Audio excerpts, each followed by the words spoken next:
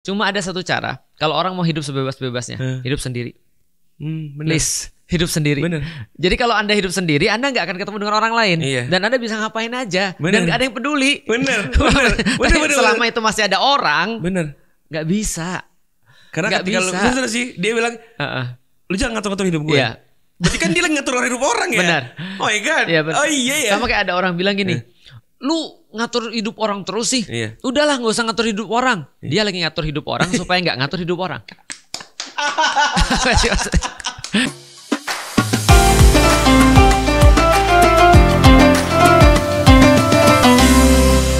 Jadi gimana kita lanjut pembahasan kita lagi? Iya, ini kita mau ngomongin Quran lagi nih, Ustaz. Ya, jadi kita akan 1 bulan insya Allah kita akan ngomongin Quran. Betul. Dan terutama soalan tadi ya, seni adalah seni. Seni adalah seni. Seni adalah seni, hidup adalah hidup. Ya, no matter what it is. Ya. Seni. No matter what it is what it is. It is what it is, Saudara. It is what it is itu artinya apa sih? Ya itu adalah itu. Terus kenapa orang bilang it is what it is? Iya itu artinya. Kayaknya itu artinya gini, ya udahlah ya gitu. It is what it is. Maksudnya gitu ya. apapun yang terjadi padanya, ya itulah yang udahlah terjadi ya, padanya. oke. Apapun kehendakmu, itulah yang terjadi. Oh, aku tahu artinya dalam bahasa Indonesia. Apa tuh? Sudahlah. Itu it is what it is. Iya, sudah. Oke, terus gimana nih ceritanya? Ya, jadi aku kemarin ngelihat. Ini by the way aku juga ngomong ke teman-teman jangan lupa untuk share program-program ini ya. Karena mungkin banyak yang belum tahu kalau kita tiap hari insya Allah akan ngobrolin soal Quran selama bulan Ramadan. Jadi buat teman-teman semuanya silakan share sebanyak-banyaknya. Betul. Kita gitu. setiap asar akan ngobrolin soalan Quran dari bidang apapun dan yang pasti adalah karena Ramadan ini bulan Quran. Sebenarnya kalau kita nggak ngapa-ngapain aja itu pasti Allah akan memberikan benefit kepada kita berupa Al-Quran. Oke. Artinya benefit yang didapat oleh orang-orang Muslim di masa Rasulullah adalah mereka sangat appreciate dengan Al-Quran ketika bulan Ramadan. Contoh misalnya ya, itu Rasulullah Shallallahu Alaihi Wasallam itu senantiasa didatengin guru untuk ngajarin pas bulan Ramadan, guru Quran. Oh, Jibril.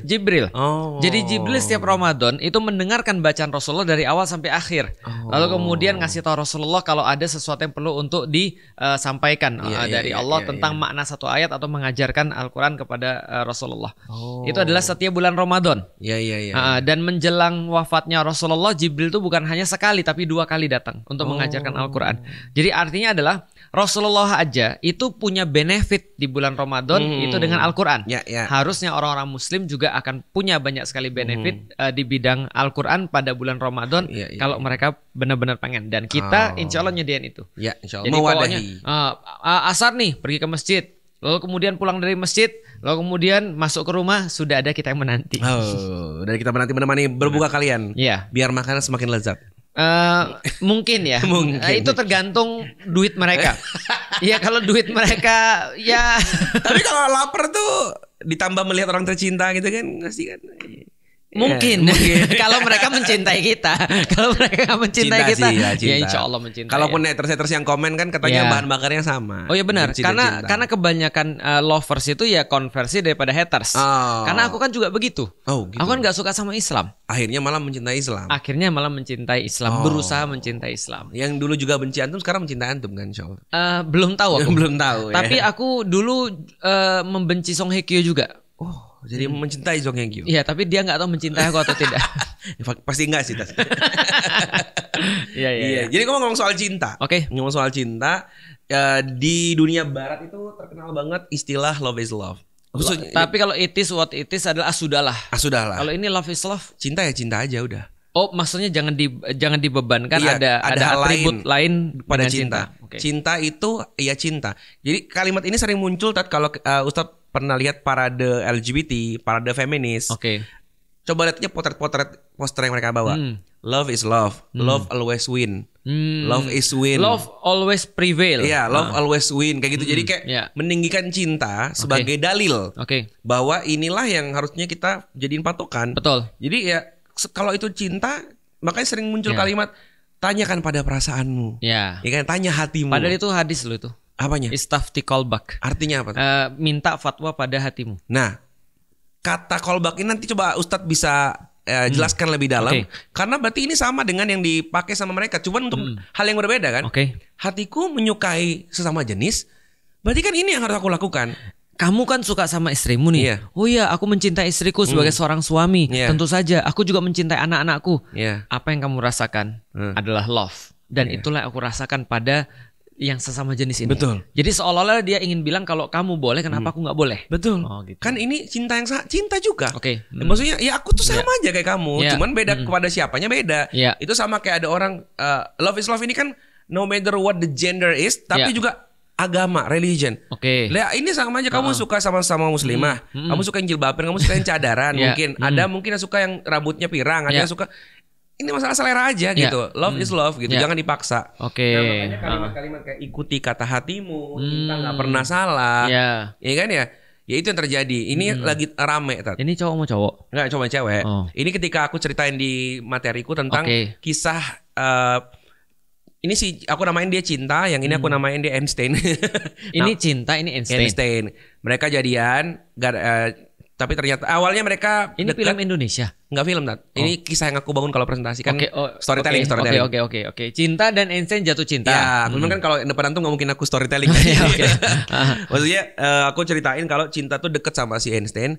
Lama-lama muncullah perasaan cinta. Ketika ditembak, cintanya bingung. Terima nggak ya? Karena apa? Ternyata satunya non Muslim. Einstein ini non Muslim. Nah kemudian dia tanyalah kepada temannya sang ahli gibah. Di mana ahli gibah ngomporin. Ya. Kenapa gue gak kepikiran ya? Kayak ngomongin orang padahal diri sendiri. Iya terus selalu kan gitu. Udah ikuti kata hatimu, cinta gak pernah salah. Silahkan gini deh. Kan kejadiannya mereka ketemu di Indomaret. Emang kamu yang minta ketemu dia? Emang kamu yang minta rasa itu muncul? Di Indomaret kan ada berapa puluh orang. Kenapa cuma dia yang kamu naksir? Karenanya kan itu semua Tuhan yang ngasih. Maka Tuhan gak akan menghukum atas sesuatu yang dia kasih. Semesta sudah memberimu tanda. Iya. Maksud kan Tuhan yang ngasih. Iya kan Tuhan gak mungkin menghukum. Ada orang lahir kekurangan di kakinya misalkan, atau gak mendengar. Tuhan gak mungkin menghukummu atas sesuatu yang dia yang sediakan gitu kan. Betul. Itu sering terjadi. Karena ini semua adalah takdir. Betul. Di antara ribuan orang yang mampir ke toko, masa lu ketemu sama dia? Di antara semua orang yang lu temuin, masa lu love at first sight? Iya. Berarti semua udah semestakung lah gitu. Nah, menariknya ada satu film Korea, kita tonton adegannya sedikit. Ini yang bisa menggambarkan betapa absurdnya cinta. Aku ada tahu nih apa Sonu, ya The World of the Married. Mungkin buat yang nggak tahu, ini pasangan yang sudah menikah, Sonu dan Teo. Sonu dan Teo ini yang main ini ya, yang main Squid Game. Squid Game enggak, bukan. Bukan, ya ampun, untung bener-bener ngeliat orang Korea kayak kucing ya. Bener-bener. Terus Teo ini punya istri. Sonu. Sonu ini dokter, Teo ini sutradara. Dia bermain sebagai sutradara, ini dokter. Kehidupan mereka ya sempurna, rumah bagus, anak udah remaja, tumbuh dengan kayak gak ada yang kurang satupun. Ini artis pasti. Nah, Dakyong ini bapaknya investor. Jadi untuk awalnya si Teo ini deketin bapaknya, lama-lama jatuh cinta. Akhirnya jadi selingkuhan. Padahal kayak gak ada kurang-kurangnya ini. Nah dialog akhirnya muncul di salah satu scene ya. Ini bahkan saat nonton aku langsung di kepala gini, bakal gue potong bagian ini. Kenapa? Karena ini menarik ya? Ini menarik dan ini bab Gorizah banget. Gimana coba sampaikan kepadaku. Dia berdialog nih si Teo sama temannya. Kita tonton videonya, temennya mempertanyakan. Ada. Jadi temennya ini ibaratnya gini, gue tuh ngerti semua perselingkuhan lu. Kan gue teman lu. Maksudnya lu mau sampai kapan gitu loh. Nah, temennya baik nih. Temennya ini intinya gak mau merugikan semua hal. Dia tuh juga gak yang, jadi pas dia mau selingkuh ya gue dukung. Tapi gue juga mikirin perasaan istri lu. Maksudnya kayak lu gimana. Jadi kayak dia biasalah teman-teman yang gak mau cari gara-gara gitu ya. Kita lihat videonya berikut ini. 언제까지 속이려고 그러냐 너? 이제 그만 선우한테 사실대로 말하고 상황을 정리해야 하는 거 아니야. 선우가 아는 순간 모든 게 끝이야. Dia takut 당장 diceraiin. 이혼하자고 나올 게 뻔한데 어떻게 말해? 준영이도 못 포기할 거고. 윤중은 anaknya Junyoung. 선우가 없는 내 인생은 상상할 수도 없어. 하루라도 빨리 여다경 정리해 그럼. Ya kan bener kan? Akhirilah kalau gitu sama selingkuhan lu.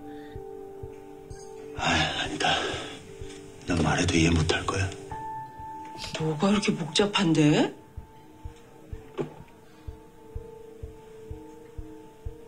걔랑 있으면 아직 내가 살아있는 것 같아. 창작자로서 막 영감이 막 떠올라. 애틋하고 소중하고 사랑해. 선우는 당연히 선우도 사랑하지. 뭐야 그게? 사람 마음이라는 게 하나가 아니잖아. 결혼했다고 해서 사랑이라는 감정이 차단되는 게 아니라고. 선우를 사랑하는 감정과 다경이를 사랑하는 감정이 서로 다른 색깔인데 내가 미치겠는 건 두 사람을 동시에 사랑한다는 거야. 이게 웬 궤변이냐. 두 사람을 동시에 어떻게 사랑해? 너 너무 뻔뻔한 거 아니니? 이해 안 되지. 그게 어떻게 가능하냐 싶지. 근데 겪어보고서는 몰라. 난 진심이라고. 둘 다한테. Nah, Solusinya cuma satu. Apa tuh? Asyhadu. Enggak, belum. Ya masuk Islam tapi tetap selingkuh. Karena kan juga bisa dinikahin. Apanya? Kan bisa dinikahin. Iya, banyak juga nggak mau. Iya sih. Iya kan, banyak yang memilih selingkuh walaupun udah. Tapi ngeri. Argumennya ngeri. Argumennya ngeri. Ya. Nah, ini argumen yang bikin murka semua karena ini argumen yang nggak keterbantahkan bagi orang yang selama ini ikut perasaannya kan. Ya. Maksudnya gini, semua orang tanpa agama berdalil dengan perasaannya. Sekarang kenapa lu nyalahin seorang cowok yang dia tuh juga ya dia gue ikut perasaan gue kok. Ya. Maksudnya ya tadi ketika balik ke love is love ya ini cinta. Ya. Maksudnya kenapa lu masalah gitu? Lu mau gue maksain diri gue untuk nggak mengingkari untuk mengingkari hati gue. Iya. Lu mau gue berbuat tapi gue tersiksa. Iya. Bukannya lu yang bilang bahwasanya gue harus follow your heart. Iya, benar. Jadi kayak itu kan jadi kayak itu memakan pendapat mereka sendiri sebenarnya. Di saat semua orang bilang aku mau lakukan apapun yang aku mau lakukan. Tapi di sini mereka nggak terima. Di sini mereka nggak terima. Ya aku mau ngelakuin sesuatu yang ini gitu. Tapi kan mungkin orang bilang itu melanggar hak istrimu yang kamu udah nikahin. Ya kan gue juga nggak pernah minta untuk melanggar hak ini terjadi aja gitu. Jadi siapa yang ngasih perasaan ini? Iya. Jadi gitu. Makanya bilang lu nggak bakal ngerti. Ya itu kan sama kayak orang punya kelainan macam-macam. Ada orang yang FWB. Bagaimana mungkin orang bisa berhubungan? FWB itu apa? Friend with benefit. Jadi dia bersahabat tapi bisa ngapa-ngapain. Dan dia nggak sampai ke tahap cinta. Itu kan ada kayak, maksudnya gimana sih gitu? Tapi mikir gimana sih? Bilang ya mungkin aja terjadi. Apa nggak kayak orang-orang tuh pengen enaknya terus dia buat istilah sendiri nggak sih? Nah itu menariknya. Jadi aku bilang gini, kalau gitu, kalau ngomongin soal love is love, maka orang pacaran bisa jadi karena cinta. Ini kan sering jadi dalil kan? Kalau kamu memang sayang sama aku. Iya, kamu terima cinta aku atau enggak ya kamu nembak aku dong, jangan digantung. Ya, kalau kamu percaya sama aku, kamu harusnya bisa dong melakukan apapun yang aku inginkan. Pacaran lah mereka, ya kan ya. Tapi di sisi lain, ketika orang berpacaran lama, ada kalimat muncul. Kalau kamu sayang sama aku, kamu cinta sama aku, iya kamu nikahin aku. Jadi cinta itu sebenarnya apa gitu? Karena dia bisa jadi faktor orang pacaran, dia bisa jadi faktor orang menikah, ya kan ya? Ataupun jadi faktor orang nggak menikah. Ataupun jadi faktor orang selingkuh. Oke. Makanya aku tuh lucu ketika ngeliat ada orang pacaran nih, terus cowoknya selingkuh, dia marah. Iya sih. Kok kamu selingkuh? Kan dia kan udah latihan. Maksudnya dari awal juga sama kamu nggak ada komitmen. Nggak ada komitmen. Landasannya pacaran tuh kan cinta. Iya. Ini juga kan aku cinta. Apa bedanya? Wah, aku dapat dalil baru. Atau tuh kalau lucu aja Tan. Kenapa lu emosi? Sejak awal lu pacaran itu kan karena cinta. Betul. Maka dia kan ngelakuin hal yang sama karena cinta. Betul. Sejak awal dia ketemu sama lu tidak sengaja. Ini juga tidak sengaja. Dia nggak pengen ketemu lu juga. Takdir menentukan. Betul. Ini takdir juga. Apa bedanya? Sama misalkan dia udah menikah pun sekaligus sama. Lu menikah kalau karena cinta doang, iya dia selingkuh juga bisa karena cinta. Jadi jika karena cinta ya, maka cinta ini bisa membuat segala macam, bahkan sampai hal level tadi LGBT tadi. Kenapa lu bingung ketika dia mencintai tadi? Emang bisa orang mencintai dua orang? Ya bisa aja. Orang mencintai yang lain aja, yang sesama jenis aja bisa. Mencintai kucing aja bisa. Bisa. Nah makanya itu akan lead to others, ya keanehan-keanehan di dunia tentang penyimpangan yang semua alasannya sama. Ya aku sukanya sama bantal gimana dong? Sodom ya, masokisme. Aku sukanya sambil mukul-mukul gimana dong? Sama mayat. Sama mayat gimana dong? Froterisme apa? Aduh ada tapi lupa aku saking banyaknya. Ini aku nyari kayak 10 sekian kelainan di gangguan seksual gitu. Maka ini yang ngebedain kita sama mereka sebenarnya. Aku rasa Quran itu menjadi penyelamat betul karena Quran itu isinya rules. Aku rasa gitu. Jadi kalau kemarin kita ngomongin Quran itu ngasih petunjuk, tidak hanya itu.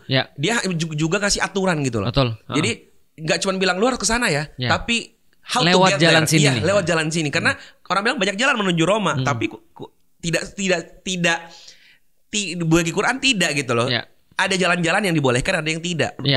Rules is rules. Nah itu yang membuatku merasa kalau nggak ada ini gila orang. Betul.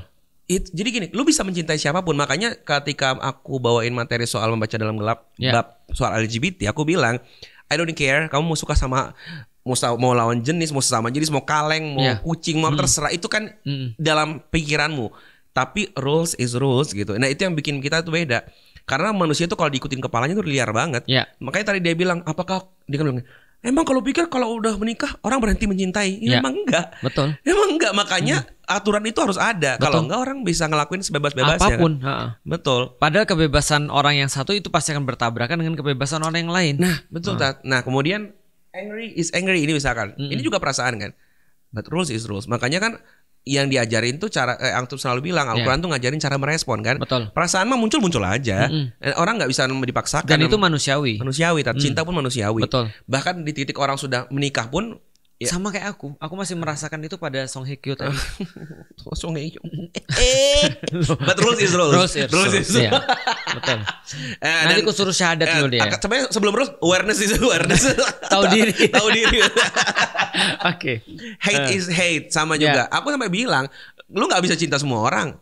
Lu bisa benci satu orang dan itu it's okay ya. Dan lu ketika sakit hati itu wajar sebagai manusia dan gak ada yang salah. Gak ada yang salah. Yang salah kalau lu merespon dengan cara yang tidak salah. Adil kayak gitu misalkan. Jadi aku bilang ada loh orang yang aku tuh benci cuma karena aku benci dia aja. Ya, betul. Dan it's okay. Dan banyak ya. Cuman maksud gue itu gak membuat aku berlaku tidak adil kepada dia dan lain-lain karena ada aturan, ada rules is rules. Like is like juga sama. Kemudian good is good juga sama. Jadi jika kita mau ikut perasaan menurutku Ustadz ya, ini karena kita hidup ketika ngikutin perasaan. Betul. Itu benar-benar liar Tat. Kita bisa ngelakuin dan berpikir semua hal yang terbaik. Itulah yang menjadikan menurut aku ya, semua negara tuh jadi punya standar berbeda. Betul. Apa yang baik buat sebuah negara beda sama negara ini ini karena ikut perasaannya kan. Nah ketika itu berbenturan gimana dong? Betul. Ketika orang dengan budaya Amerika yang bebas misalkan, terus dengan budaya Brunei misalkan, yang serba tertutup ya. Lalu yang benar yang mana? Kan kalau ikut perasaan jadi susah. Nah, aku langsung kasih tawaran. Aku bilang gini, Muslim itu memang harus ikut Al-Quran. Dimana Quran itu ada ngasih rules. Tapi bisa kok, kamu mau nggak tahu caranya agar kamu bisa hidup bebas? Ya, sebebas-bebasnya. Ada caranya. Nah, ini ada cuplikan video, nanti tolong di blur dan di chipmang aja ya. Videonya. Kita coba lihat videonya berikut ini dari yang mengaku ateis. Konsep kebahagiaan gua itu adalah pada saat kita bisa hidup di dunia ini dengan menjadi diri kita tanpa harus terbebani oleh apa kata orang gitu. Oke. Tanpa kita harus bisa terpenjara oleh mungkin tanda kutip ya, karena gue belum nemuin istilah yang tepat ya. Mungkin tanda kutip norma-norma masyarakat, pandangan-pandangan masyarakat yang mencegah kita untuk menjadi diri kita sendiri, yang akhirnya itu membuat kita jadi membunuh diri kita pelan-pelan karena kita menyangkal siapa kita sebenarnya. Oke. Tentunya konteksnya selama kita tidak melanggar hak properti orang lain dan menghilangkan nyawa orang lain ya tentunya. Misalnya contoh, gue tidak membenarkan kalau ada orang yang mengatakan bahwa saya ini diri saya memang suka nusuk-nusuk orang ya, jadi ya biarkan ya enggak gitu, itu bukan yang seperti itu. Bukan yang seperti itu, karena itu sudah bertabrakan dengan hak properti orang lain gitu, property right, di mana dia punya hak untuk hidup, dia punya hak untuk yang lain-lain. Tapi ini lebih ke kebahagiaan gue adalah bisa menjalani hidup ini sesuai dengan pilihan-pilihan yang memang gue pilih. Nah sebelum Ustadz simpulkan, aku jadi mengerti sekarang bahwa cara satu-satunya untuk tanpa rules hidupnya simpel, jadi ateis saja. Dimana hilangkan Tuhan dalam hidupmu. Quran gak usah dipakai. Karena Quran itu isinya rules. Kalau kita Quran cuma buat dipeluk dan dicium-cium doang atau dibaca tapi gak diikutin, ngapain? Karena dia rules kan. Tapi coba perhatikan, ketika orang tadi ngomong, dia kan bilang ya, hidup jadi apa adanya, love is love. Tapi maksud aku bukan begini ya. Tapi maksud aku bukan begini ya. Tapi maksud aku bukan begini ya. Tapinya banyak. Pada ujungnya rules lagi. Pada akhirnya menurut aku ya, nanti mungkin Ustaz bisa ini. Kayaknya manusia tuh gak ada yang gak butuh aturan. Benar. Manusia butuh aturan. Nah, jadi problem ketika dia bilang ini kan berbatasan sama hak properti orang lain. Itulah ketika masing-masing bikin aturan, ketika orang lain ketemu orang lain gimana dong? Aturan di keluarga dia beda sama aturan keluarga kita. Makanya itulah di situ perlunya Tuhan. Nah, Muslim udah punya itu. Quran itu yang menjadi pemersatu aturan antara semua jenis, genre umat manusia. Jadi orang dengan genetik apapun itu bisa bersatu di aturan yang sama kayak gitu. Nah, itu bagi aku Quran itu menjawab itu. Itulah yang membuat aku bisa kemudian berdialog dengan ras manapun karena Quran. Andai kata itu.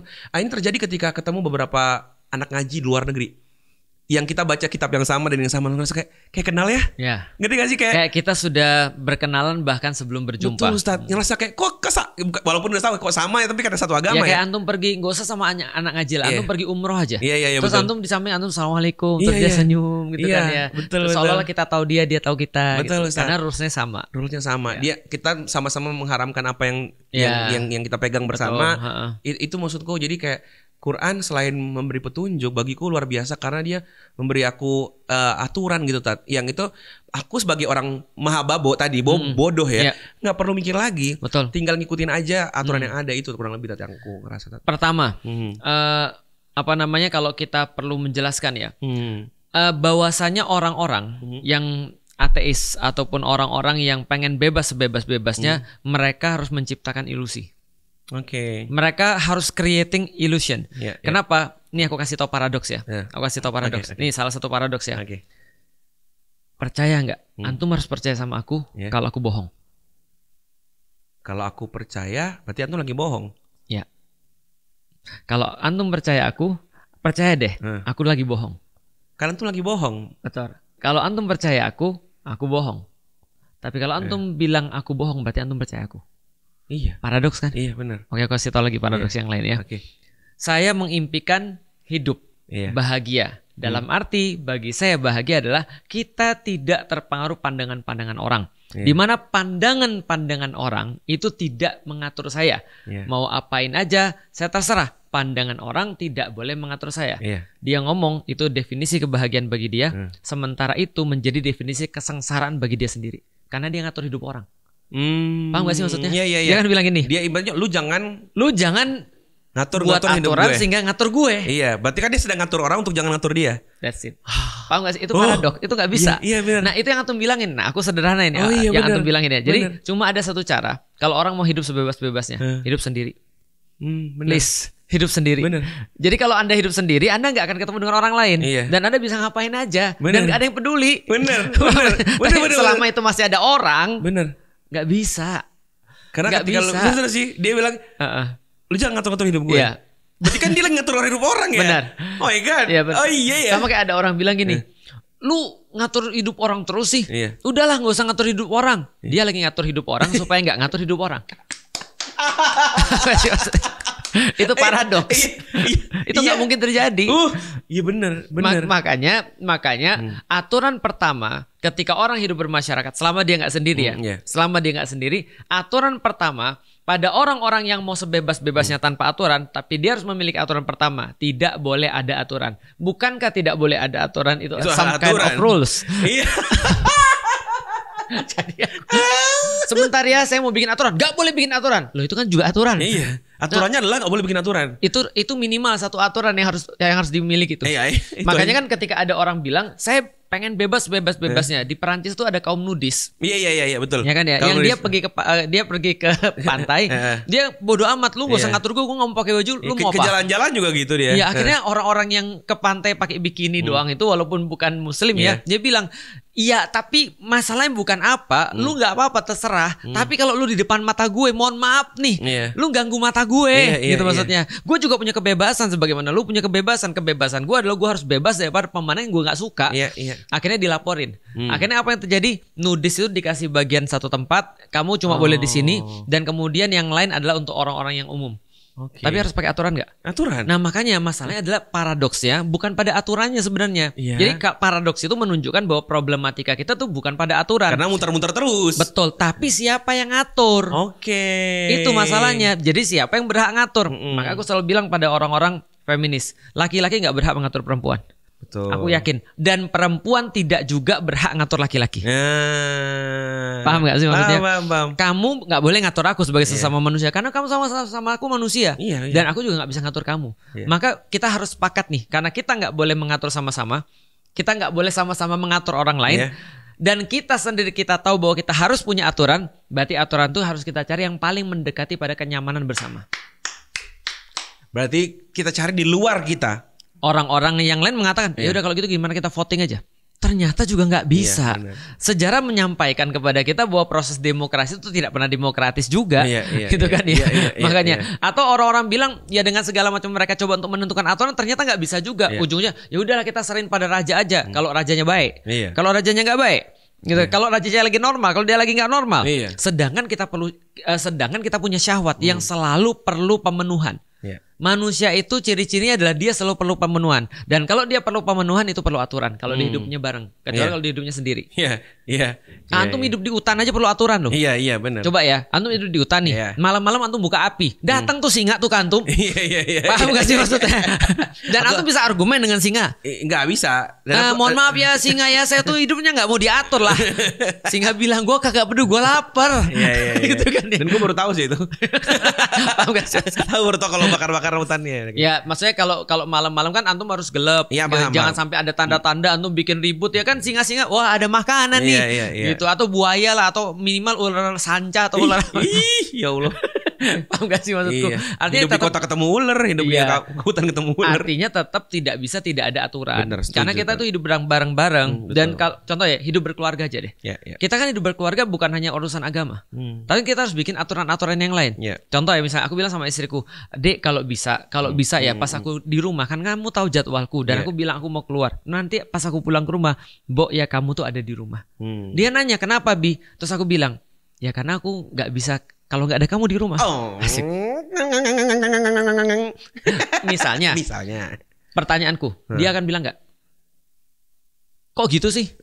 Kamu keluar enak-enak, aku di rumah kamu nggak ada nggak apa-apa. Kenapa aku harus selalu ada kamu di rumah? Dia nggak bilang gitu. Kenapa dia nggak bilang gitu? Kenapa? Karena ada sesuatu yang lebih penting daripada aturan. Apa itu? Rasa cinta.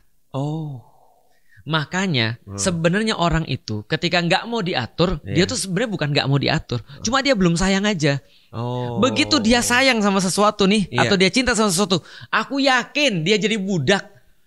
Berarti ketika ngomong love is love but rules is rules, sebenarnya love ya is love, tapi jika ditempatkan kepada mencintai siapa tadi? Betul. Jika cintanya kepada Allah, rules is not important anymore. Saya tanya sama antum. Kalau Hasan bilang antum, papa, kita main kuda-kudaan yuk. Terus antum bilang, ini bapakmu. Enggak gitu. Enggak gitu kan? Gitulah. Antum apa? Ayo. Iya. Karena antum lagi sayang. Sayang. Kalau antum lagi capek mungkin enggak gitu. Enggak, jelas. Artinya apa? Artinya adalah Allah itu nyuruh orang yang sayang. Allah enggak pernah nyuruh orang yang enggak sayang. Makanya yang dibangun di dalam Islam itu adalah rasa cinta dulu. Itu yang ada di dalam Al-Quran. Al-Quran tidak pernah ngasih aturan sebelum dia ngasih reason. Artinya pada orang-orang yang sudah jatuh cinta, dia bahkan ngomong gini, apalagi yang harus aku lakukan untuk kamu? Berarti di titik tadi kita ngomong love is love, rules is rules, sebenarnya percuma bilang gitu ke orang-orang itu. Ya ada aturannya. Betul. Karena dia nggak mencintai yang pembuat aturan. Benar. Aturan itu adalah sesuatu yang remeh bagi orang mencintai. Karena tanpa aturan pun dia sudah mau melakukan apapun. Oh my God. Maka kalau berat sesuatu bagi kita aturan itu ya berat, kita malas atau kita kemudian stres mikirin dia, itu bukan karena aturan itu yang salah, tapi karena kitanya belum siap. Kita Antum lihat orang-orang bucin nggak? Iya lihat orang bucin dia ngelakuin apapun. Aneh banget. Nah itu sama kayak orang-orang luar ngelihat orang muslim. Dia bilang kok kalian aneh banget sih, disuruh sholat 5 waktu, nutup hijab mau, padahal ini kan rambut kan dalam mahkota. Kalian kok mau untuk di sini disuruh wudhu, disuruh ini, disuruh pergi haji, kan dibohongin sama orang Arab kalian. Aneh banget tuh, aneh sampai banget sana kalian. muter-muterin batu, lempar-lempar batu. Begitu mereka sudah jatuh cinta, mereka bahkan nggak nanya lagi ini kenapa. Mereka bilang sholat 5 waktu ya. Sholat 5 waktu, siap. Oke, saya akan lakukan. Maka kita itu repotnya adalah menanamkan rasa cinta itu pada orang. Lalu kemudian ketika mencintai sesuatu, ketika orang sudah mencintai sesuatu, dia cenderung akan lebih mudah untuk melakukan sesuatu. Makanya orang-orang bilang bukan tidak bisa tapi kurang cinta. Bukan tidak bisa tapi kurang cinta. Artinya orang mencintai sesuatu perlu aturan nggak? Perlu. Bahkan dia minta, bukan perlu lagi. Orang mencintai sesuatu dia minta aturan. Aku diatur dong. Gimana caranya? Paham gak sih maksudnya? Gimana caranya biar aku bisa terkoneksi dengan engkau misalnya? Itu yang terjadi pada sholat. Itu yang terjadi. Jadi gini ceritanya. Sebelum Isra Mi'raj, Itu sahabat-sahabat Rasulullah senantiasa mintanya sama Rasul. Ya Rasulullah, tolong mintain Allah kepada Allah kayak gini dong, kayak gini dong. Tolong mintain Allah. Kita boleh ketemu dengan Allah kapan ya? Rasul bilang pas sholat. Kapan pas sholat? Ya pas tahajud. Karena waktu dulu cuma syaratnya tahajud. Mereka selalu berpikir menanti-nanti kapan lagi nih, kapan lagi nih. Ketika mau dikasih sholat, berarti kita nggak usah lewat Rasul lagi. Kita bisa minta langsung sama Allah. Berapa kali bolehnya? 5 kali. Cuma 5 kali. Itu pandangan orang-orang yang sudah cinta sih. Yang nggak kayak kita lah ya. Kita kadang-kadang masih bentar lagi udah asar. 5 kali, nggak bisa 2 aja. udah maghrib aja. Perasaan baru tadi sholat asar. Ya kayak gitu. Itu beda kenapa? Karena kurang cinta. Love is love, benar. Cinta itu memang cinta, tapi bukan berarti cinta itu tidak perlu aturan. Perasaan itu memang tetap perasaan, tapi bukan berarti tidak ada moral. Ada pembahasan yang sangat penting tentang aturan oleh orang Amerika ketika membahas tentang moral. Coba lihat ya, kalau kita bicara love is love, perasaan adalah perasaan, marah adalah marah dan segala macam. Sekarang saya mau nanya, aku mau nanya, ayam itu daging ayam itu daging bukan? Daging. Itu binatang bukan? Binatang. Kucing itu binatang atau bukan? Binatang. Dia punya daging nggak? Daging. Apa beda daging kucing sama daging ayam? Iya, kandungan aja sih paling. Lalu kemudian dia nanya orang yang menulis tentang moral ini. Lihat betapa manusia itu sudah diinstal moral sama Tuhan. Iya, benar. Sama Allah. Iya, benar. Dia pelihara kucing. Ya kan ya? Pelihara sampai kemudian 3 tahun dia sayang banget kucingnya. Ketika dia pulang kucingnya keluar. Lalu kemudian kucingnya ngelus-ngelus di sini dia. Kucingnya perhatian, memberikan kasih sayang dan segala macam. Tiba-tiba kucingnya ketabrak. Nangis. Terus dia makan gak tuh daging enggak kucing? Lah. Gila, dikubur lah. Kalau enggak usah kucing deh, dia pelihara ayam. Iya. Dia pelihara ayam sampai gede. Ayam tuh nggak takut lagi sama dia. Ayam tuh kemudian dia udah lihat selama 3 tahun, diajak ngobrol dengan bapak aku tuh kayak gitu, Tat. Serius, Tat. Gitu. Jadi dia punya kebiasaan karena kami bukan orang mampu ya. Orang pada potong kambing, potong apa Idul Adha, dia pelihara ayam, Tat. Dia mampunya itu. Betul. Tapi setiap kan dia pelihara sendiri, nggak mau beli. Kan? Nangis, Tat. Betul. Itu maksudku. Artinya adalah apa? Tetap manusia punya moral. Mungkin dia nyembelih tapi dia nggak akan makan karena dia kebayang-bayang tuh mukanya ayam itu. Iya, mama aku tuh nggak mau tuh. Dia bilang, saya ingat itu ayam katanya. makanya itu moral manusia. Itu sudah built in dengan manusia. Artinya tetap perlu aturan kan? Artinya contoh nih, orang bilang, "Lu makan aja." Itu kan tetap ayam juga. Enggak, beda. Sudah ada kenangan ayamnya sama saya. Nah, artinya tetap manusia tetap perlu aturan. Nah pertanyaannya aturannya yang mana? Karena kalau diserahkan pada manusia, kalau nggak dia punya kepentingan pribadi, ada apa namanya conflict of interest. Yang kedua dia trial and error. Nah pertanyaannya, kalau itu nyusun Lego trial and error nggak apa-apa. Tapi kalau sana ini bukan nyusun, ini adalah manusia, itu bahaya. Maka aku sering bilang kan, betapa aturan itu sangat diperlukan. Coba bayangin, Lego. Itu Millennium Falcon. Itu 500 halaman, bro. Wow. Cuma halaman 500 halaman petunjuknya. Cuma 7.500 pieces. Bayangin, kalau andai kan antum skip 2 halaman tuh, nggak jadi Millennium Falcon tuh. Sekarang aku mau nanya sama antum, orang beli Lego untuk apa? Pajangan. Bukan? Mainan. Kenapa orang main Lego? Dimainin buat pajangan. Kenapa? Supaya apa? Happy. Sekarang aku mau nanya antum, ini ada 7.500 pieces disebarin di depan muka antum, gitu kan ya, di ruang tamu antum. Terus antum dikasih tahu ini gambarnya ya mas. Terus nggak dikasih buku petunjuk, antum happy atau stres? Stres lah. Jangan yang 7.000 ada yang cuma kecil yang butuh manusia aja kayak mana lah ini gitu. Sekarang aku mau nanya, antum nikah kenapa? Nikah? Kenapa? Pengen happy kan? Iyalah, maksudnya pengen ya bahagia. Antum bekerja pengen happy nggak? Iya. Antum hidup pengen happy nggak? Semua yang antum rencanakan untuk happy, tapi antum nggak punya aturan, itu malah bikin stres. Bener. Maka ada orang nikah malah stres. Ada orang punya kerja bagus malah bunuh diri. Ada orang habis beli mobil mewah terus kemudian dia stres, depresi. Benar. Karena dia nggak punya buku petunjuk, dia nggak tahu cara menyikapinya. Nah, aku coba bilang sama mereka ya, coba lihat baik-baik ya. Itu Lego nggak punya perasaan. Itu Lego nggak pernah protes, nggak pernah komplain, nggak pernah demanding. Ya nggak sih? Tapi istri demanding nggak? Iyalah. Cepet ya kayak gitu ya. Iya. Cewek itu demanding, cewek itu komplain, cewek itu sangat susah sekali kayak nggak ada. Iya, karena dia punya hidup sendiri. Betul, kan? Kayak nggak ada polanya, nggak ada rumusnya. Betul. Tiba-tiba dia nangis, terus kita tanya, dia diam. Terus kemudian kita diemin, dia bilang kenapa kamu nggak nanya? Iya. Lah terus mau gimana? Ya kan? Kesalah pokoknya kamu. Lah itu kan cewek ya. Cewek punya semuanya. Lego kan nggak punya. Cewek punya perasaan dan segala macam. Artinya cewek itu lebih rumit daripada Lego. Kalau Lego aja 500 halaman. Betul. Antum mau buat berapa halaman tuh cewek? Luar biasa ya. Dan kalau misalnya cewek buat aturan hari ini 500 tahun lagi mereka enggak usah 500 tahun, 10 tahun lagi mereka ubah. Iya benar. Mereka ubah lagi setelah 15 tahun. Karena kan stressing. Mungkin bangun pagi mimpi apa berubah lagi. Ya itu dia. Kamu harus minta maaf sama aku. Loh, aku minta maaf. Aku mimpi kamu selingkuh. Ya, kan kau mimpi, kenapa aku yang salah? Lah itu kan terjadi. Nah artinya Islam tuh mempermudah kita. Maka ada teman saya namanya Mas Jaya Setiabudi itu aku nanya, kenapa antum masuk Islam Mas? Dia bilang karena Islam itu aturannya banyak. Lah aku bilang, Mas, yang ada tuh orang-orang gak mau masuk Islam gara-gara aturannya banyak. Betul. Harus sholat 5 waktu lah, harus wudhu lah, harus begini. Dia bilang justru itu menandakan yang buat agama ini gak main-main. Ini yang buat agama gak main-main ini. Dia buat sampai sedetail itu untuk supaya kalian tuh happy. Biar karena hidup begitu rumit. Iya. Hidup tuh begitu rumit. Cuman Allah pengen kita happy. Dan ternyata kemarin kita udah lihat gimana satu kesalahan kecil bisa mengakibatkan satu negara tuh cease to exist gitu kan. Gagal untuk eksis. Wow. Aduh. Makanya artinya gini. Benar kata Allah. Kadang-kadang kita merasa itu tuh berat. Padahal itu cara Allah meringankan kita. Karena dalam agama kan setiap hal yang berat pasti ada yang ringan. Karena kalau kita kalau kita safar kita dikasih keringanan untuk sholat jamaah. Kalau setiap kali kita ketemu rukhsah kita pasti setiap kali kita ketemu yang berat pasti dikasih rukhsah keringanan. Nah itu juga sama. Jangan-jangan selama ini kita kira berat itulah yang sebenarnya yang memperbaiki hidup kita.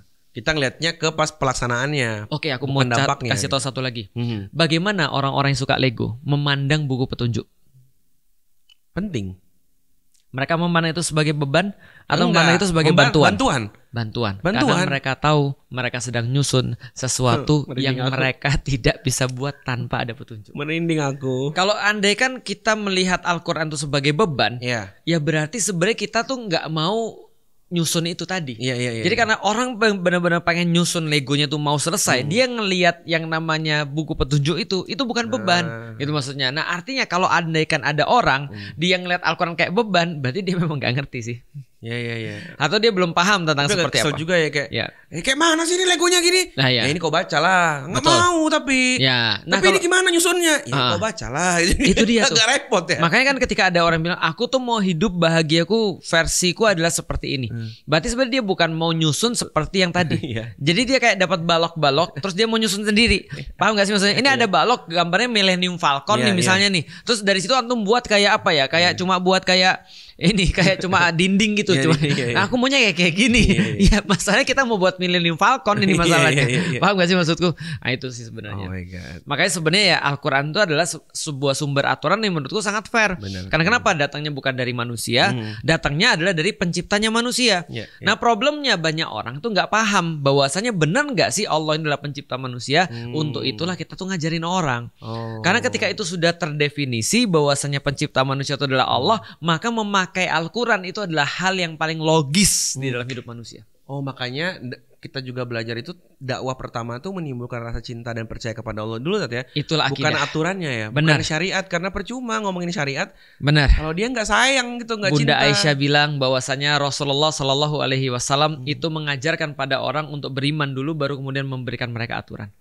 Karena kalau kita memberikan mereka aturan tanpa ada rasa cinta atau rasa iman pada mereka, maka itu cuma jadi fitnah. Ada orang anu ketemu di jalan, terus bilang gini, bro, kalau lu lewat garis nih offside, out. Mereka bilang emang gue main bola. Apa sih lu? Tapi kalau mereka mau main bola, mereka akan respect dengan aturan. Bener. Masya Allah. Nah jadi gitu kira-kira. Jadi itu bisa menjawab pertanyaan kita, kenapa kita tuh harus memerlukan aturan dan dari siapa aturan tuh datang? Karena aku adalah orang egois, aku nggak mau diatur manusia. Betul. Karena manusia tuh pasti membuat. Ini yang aku bilang kemarin. Ini tuh dua kutub tapi dua-duanya relate loh. Antum tuh sampai di level nggak mau diatur sama siapapun. Maka aku biarlah Allah yang ngatur. Kalau aku kayak ada bisa ngatur aku nggak gitu loh, kayak malas mikir gitu loh. Kan apatis banget sampai yang orang yang apa tuh istilahnya yang Al-Quran idealis sekali. Jadi idealis sekali memfasilitasi. Yang apatis sekali ya. Nah, ngapain gue mikir sih? Hanya ada Allah, ini udah Allah aja lah, nggak? Betul. Ada orang yang mau repot, ada orang yang nggak mau repot. Semuanya bisa diakomodasi oleh Al-Quran. Luar biasa. Dan aku makasih banget karena dulu pas awal-awal ngaji ini sama Ustadz juga, Itu yang membuat aku juga ngelakuin hal sama ketika mau menikah. Jadi aku tuh benar-benar nyari yang satu kata doang, dia bilang, iya insya Allah siap, kalau ada apa-apa kita balik ke Quran. Karena nggak sanggup aku debat sama perempuan. Benar. Itu benar. Itu capek. Itu capek. Iya. Walaupun dalam pernikahanku kita nggak pernah debat tentang Al-Quran. Iya. Sorry, alhamdulillahnya nggak pernah sampai level itu ya. Nggak pernah sampai level kita ngasih ini aturan, ini dalilnya, ini ayatnya. Karena kalau masalah remeh-temeh, insya Allah kalau laki-laki mah mudah ngalah. Betul. Maksudnya kayak, udah itu bukan hal penting. Betul. Tapi kan ketika halnya udah urgent banget, aduh. Makanya kalau andaikan di dalam rumah tangga teman-teman sekalian, istrinya sudah mulai bilang dalilnya mana, berarti Anda bukan perlu belajar dalil untuk jawab dia, tapi Anda perlu untuk membuat dia mencintai Anda supaya dia nggak bilang dalil. Alhamdulillah saya nggak pernah nanya. Kalau istriku nggak pernah nanya dalil sih. Lebih nggak yakin aku bisa jawab. Itu bisa jadi gitu. Oke, thank you teman-teman ya. Semoga pembahasan soal ini bisa membuat kita semakin cinta sama Allah dan semakin ingin diatur oleh aturan-aturan Allah. Betul. Itu yang penting. Jadi keren Al-Quran tuh ya. Ya, sampai jumpa lagi besok ya Tat ya. Kita balik lagi insyaallah di jam yang sama menemani Ramadan kalian. Dadah.